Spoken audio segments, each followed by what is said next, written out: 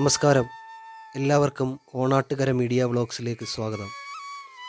ദക്ഷിണകാശി എന്നറിയപ്പെടുന്ന ഓച്ചിറ, ഞങ്ങൾ ഓണാട്ടുകരക്കാരുടെ ഓംചിറ പരബ്രഹ്മമൂർത്തിയുടെ പുണ്യഭൂമിയിൽ ഈ കർക്കിടക മാസം 1-ാം തീയതി മുതൽ കർക്കിടക സദ്യ ആരംഭിച്ചിരിക്കുകയാണ്.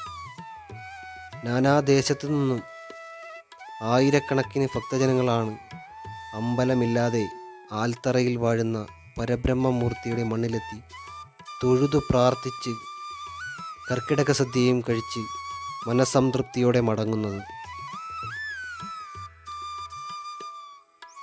2024 കർക്കിടകം 1 ഇന്ന് അവധി ദിനമായിട്ട് കൂടി ഭക്തരുടെ അഭൂതപൂർവമായ തിരക്കാണ് അനുഭവപ്പെട്ടത്. ഭക്തരുടെ നീണ്ട തിര തന്നെ ഉണ്ടായി. ഉച്ചയ്ക്ക് 12 മണി മുതൽ 2 മണി വരെയാണ് കർക്കിടക സദ്യ നൽകാറുള്ളതെങ്കിലും പലപ്പോഴും ജനത്തിരക്ക് കാരണം അത് നീണ്ടുപോവുകയാണ് പതിവ്. ഈ വർഷം കർക്കിടക മാസം 32 ദിവസവും ഇവിടെ കർക്കിടക സദ്യ ഉണ്ടായിരിക്കുന്നതാണ്. കനത്ത വർഷകാലമായിട്ടും മഴയെപ്പോലും അവഗണിച്ചുകൊണ്ട് നിരവധി ഭക്തജനങ്ങളാണ് ദൂരദേശത്തു നിന്ന് പോലും പരബ്രഹ്മമൂർത്തിയുടെ ഈ മണ്ണിലെത്തി